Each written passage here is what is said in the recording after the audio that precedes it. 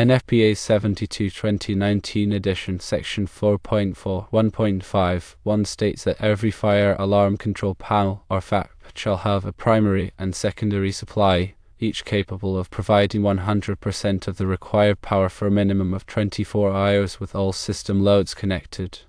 Section 4.4.1.61 states that the secondary supply shall consist of a rechargeable battery. Based on the NFPA 72 requirements, batteries are needed in the individual fire alarm panel assemblies as part of the secondary power supply. Generators and UPS systems can provide backup to the primary 120 volts alternating current, or volts AC, power supply. In the event of a loss of primary power or a fault in the panel's power supply, the batteries are necessary to maintain system operation for a minimum of 24 hours. Without batteries, the fire alarm system would be vulnerable to failures in the primary power supply or internal panel components.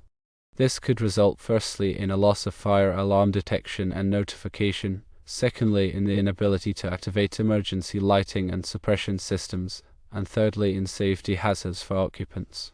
Batteries are an essential part of the fire alarm system and require regular maintenance and testing to ensure they are functioning properly.